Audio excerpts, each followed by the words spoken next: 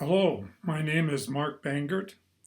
It's my privilege to provide an introduction to the last cantata of the season, BWV 178, Wo Gott der Herr nicht bei uns hält, or in English, where God the Lord does not dwell with us. Obviously, because of the pandemic, this introduction is different from most others. For me, it means I can do it from home. Surroundings here make it easy, or maybe harder, because I want to show you something. An actual size photo of the very famous Haussmann portrait of Bach, which was done in 1748. This particular reproduction was connected with a large Bach exhibit at the Newberry Library several years ago. If you can, it might be good to have a cantata text at your side. It's included in the program that you'll be getting for evening prayer. Bach composed this particular cantata for the 8th Sunday after Trinity, which in 1724 fell on July 30.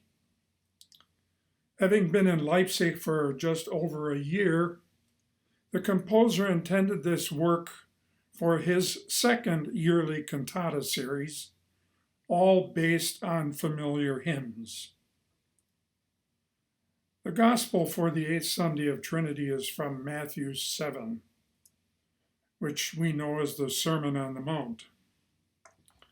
The portion of the sermon that was the gospel begins with the words, "Beware of false prophets," and includes familiar lines such as, "Every tree that brings forth good fruit," or, "Not everyone who says, 'Lord, Lord,' will enter the kingdom of God."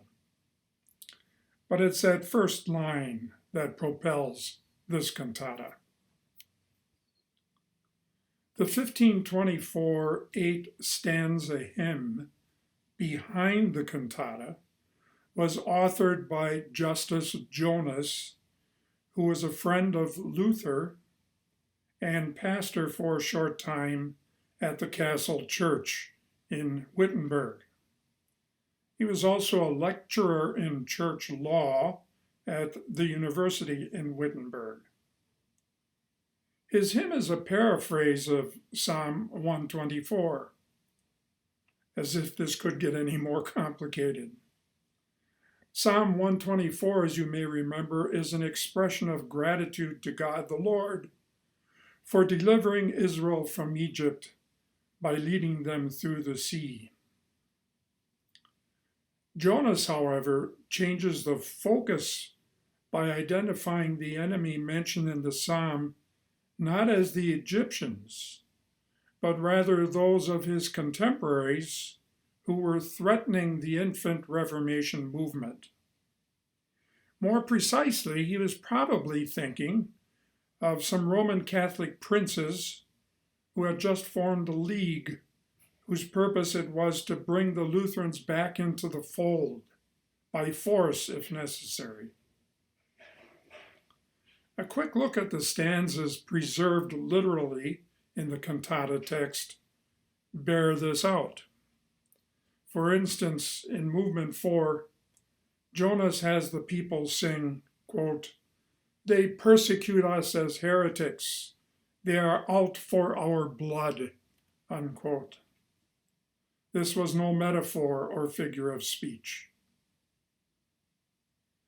About 200 years later, an unknown librettist turned the hymn into a 7-movement cantata by literally retaining 4 of the original stanzas, expanding 2 others, and then by inserting new interpretive text in those 2 expanded stanzas, and then by paraphrasing the 2 remaining stanzas. The result is quite cogent, though the context of this new text has taken yet another turn. Theologically, the Lutheran churches in Leipzig, compared with those elsewhere in Saxony, were quite conservative. Most of the clergy aligned themselves with Lutheran orthodoxy, though they were not untouched by a growing interest in pietism as well. Probably because the city had a university and was a crossroads mercantile center, increasing numbers of the educated, particularly, were espousing ideas coming from the German Enlightenment movement. Germans were a little bit behind the French in this respect, so the full impact of these new ideas didn't flower in Leipzig until after Bach's death. But the shoots were healthy and full of vigor. The Enlightenment as a whole has its roots in reason, in the belief that what with the recent advances in mathematics and science, humans could, and this is an Enlightenment word from Christian Wolff, humans could, quote, calculate, unquote, their way out of every difficulty or problem. All they needed to do was get in tune with nature and take control of their destiny. Even though Orthodox Lutherans unapologetically used rules of logic to construct a system of teaching or doctrine, you can imagine that Enlightenment claims for reason caused great consternation among those holding it was grace alone through faith that brings us to God. One of the great Leipzig proponents of this progressive movement was Johann Gottfried Gottsched, who was professor of poetry and literature at the university in Leipzig and also a friend of Bach. That raises a question. Was Bach, through his friend, influenced by these new ideas? It's hard to tell, even as speculation about Bach's leanings continues to the present day. Nevertheless, it is clear that Bach's librettist has now changed the identity of the enemy. The new challenger to Christ's little ship, that is the church, the new enemy is, as the cantata text says, Vernunft, reason. A measure of how serious that threat seemed to be resides in the fact that there are 9 other cantata librettos that address this very same issue. The tune for this hymn is typical of the time. It is in Dorian mode, a mode that we recognize as a minor key, and its range is quite constrained. Frankly, it's not very interesting, though Bach takes care of that in short order. And its blandness may be why both the hymn itself and its tune have fallen out of use. Cantata librettists were very aware of the cantata form's origins in Italian opera. Cantatas, like operas, fare best when they exude drama. That is made more difficult when you begin with a hymn, of course, because hymns serve different purposes. But in this case, the librettist needs to add drama, which is what happened with this cantata. Its structure of 7 movements displays a formal symmetry, symmetry being something Baroque composers treasured. It's a symmetry into which the author inserts theological drama. He achieved the symmetry by aligning movements 1 to 3 with movements 4 to 6. Put side by side, each movement formally has its counterpart in the other group. Here I've notated it by using bold type for movements 1 and 4, italics for 2 and 5, and regular type for 3 and 6. Movement 7 serves as a kind of exclamation point. The drama comes from what seems to be an extermination of faith in movements 1 to 3. Here it's labeled as goal of the enemies of Christ's reign. But the threat is countered by God's defense of the church. This is movements 4 through 6, which here is identified as rational Christendom and how it fares in the church. And it's all then topped off with an exclamation of God's comfort and constancy. The first chorus is scored for 4-part choir, strings, 2 oboes, and horn, the latter doubling the hymn melody sung by the sopranos. Instrumental interludes, constructed from completely new thematic material, alternate with phrases of the hymn. Bach presents the hymn sometimes in a plain hymnic style, and sometimes in a more florid style, depending upon what the text is at the moment. In contrast, the instrumental material is very polyphonic and seemingly in perpetual motion. Instruments thus represent a very vigorous, raging threat to an unsuspecting, placid church, that is, the choir. If you examine the entire score of this first movement, there is 16th note activity in every measure. It moves from one instrument to another, but it's always there. It's very agitated, and it appears first in the oboes. You might want to look at measures 2 and those following, which I've listed as A. Against that is a dotted 8th and 16th pattern, heard first in the bass instruments, and then in all the strings. This you can see in measures 1 and following, labeled that as B. This latter figure begins with the 16th note, presenting one with the impression that an enemy is popping up in the bushes, ready for attack. In 2 places, and you will want to listen for this, the choir comes to rest on a long unison note, probably meant to suggest the need for the church to remain unified.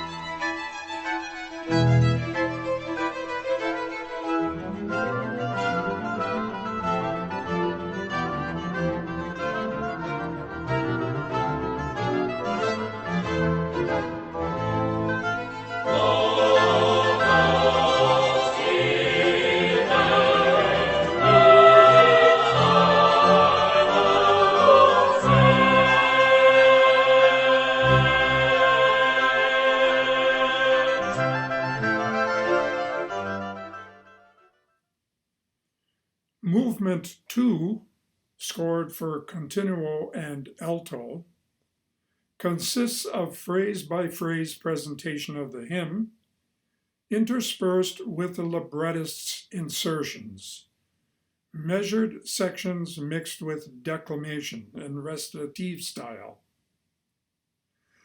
Musical material for the continuo is constructed from the melody of the hymn itself. When the text speaks of God, quote, going down another path, unquote, the music, not shown here, takes a short, convoluted harmonic journey.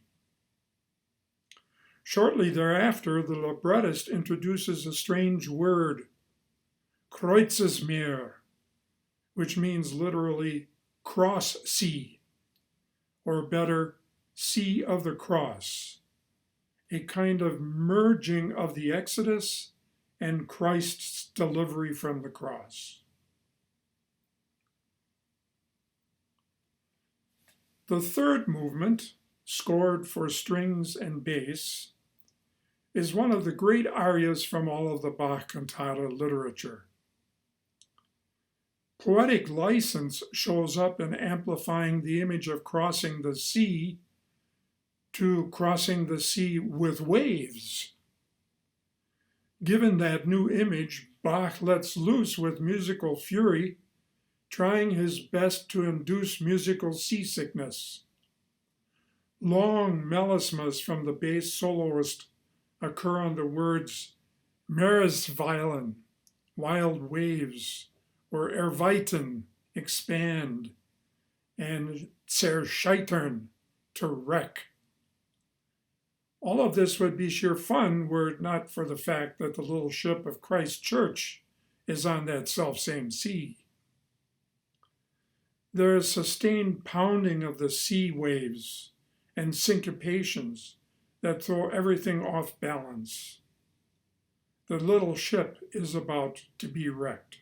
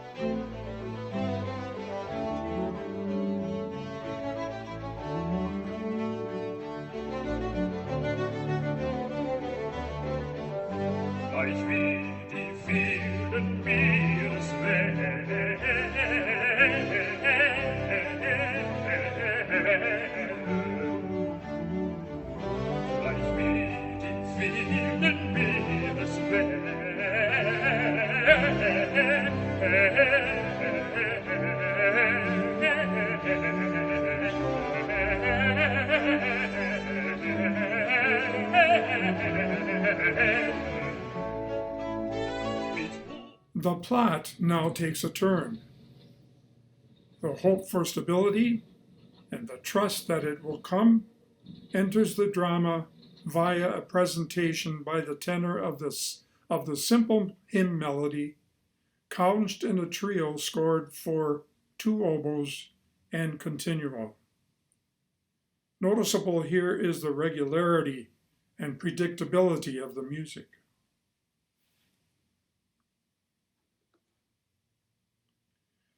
In form, the 5th movement is parallel to the 2nd. Here Bach sets the next stanza of the hymn in 4-part harmony, its phrases interrupted by free text sung successively by the soloists. A repetitive figure in the bass instruments provides constancy and stability in the midst of ever-changing vocal activity above it. Biblical references in the text come so quickly, it is hard to digest them. First off, Löwenart, or the roaring lion, and then der Held aus Juda, the hero from Judah. By the way, that's the subject of the centerpiece aria of the St. John Passion. And then comes Grüne Bäume, or green trees, an image which the librettist took from the gospel for the day. And then finally, Törichten Propheten, foolish prophets, an image also from the gospel.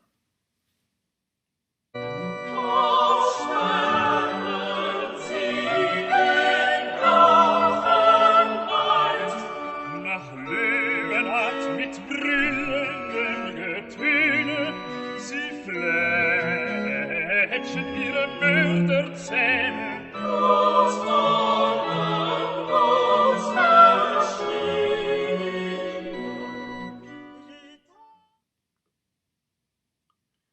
Finally, the librettist names the roaring lion, and that is Vernunft, reason, teetering reason. It's given an adjective, a concept that fuels Bach's creative juices. Scored for tenor, strings, and continuo, the sixth movement speaks truth to power, as it were, and demands that reason be quiet, schweigt. Musically, Bach designs the instrumental interludes with syncopations and shaking figures, all meant to convey the real instability of reason. In the midst, there are two moments of stability. Once while the soloist sings the word Kreuz, which means cross, and he sings it on a long held note. The other, some measures later, when the soloist comes to the word Trost, which means comfort, in a measure marked adagio, with almost no movement and the absence of the strings. The disappearance of all that produces uncertainty and disorientation suddenly comes at that moment as good news.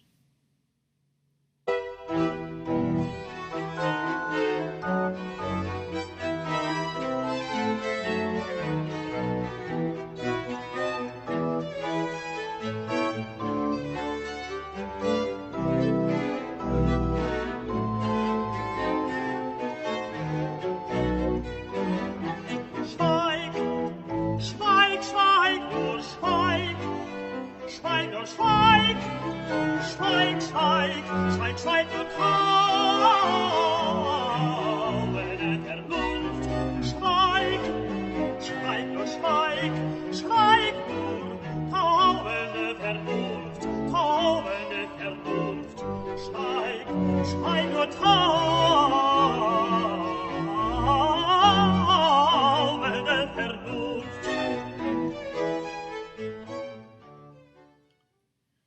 The drama resolved, the entire ensemble now sings an acclamation of two stanzas, affirming faith in God's presence at our side. It is not without significance that the last word sung in German is murren, which means to murmur. The futile attempts of trying to, quote, calculate, unquote, God, now exposed, are nothing other than murmurs.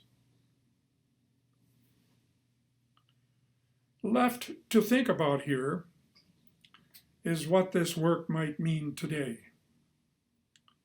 For the psalmist, the enemy was clearly the Egyptian captors. For Justice Jonas, the enemy was Roman Catholic princes about to dissipate the confessors of the gospel.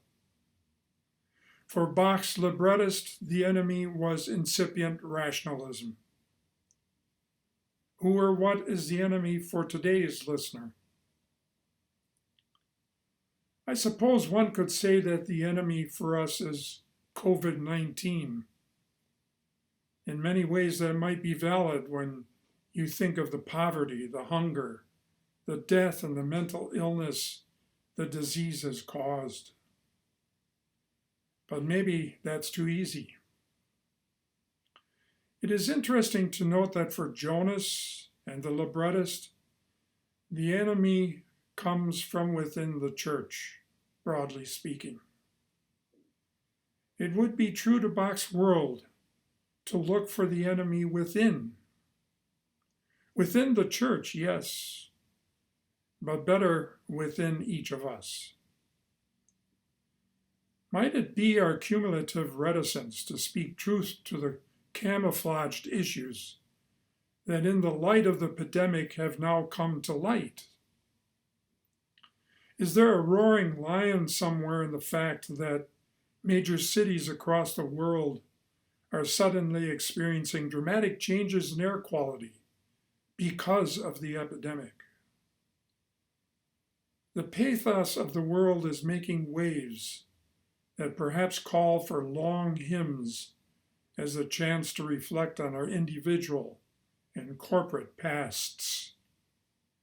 Such a move will likely generate disquieting uncertainty. The one thing always certain, however, is the promise and assurance of hope, so compellingly broadcast in this cantata.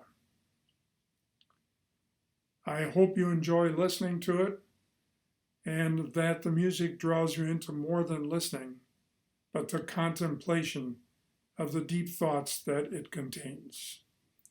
Thank you, and I look forward to the next time that I can be with you physically. Goodbye.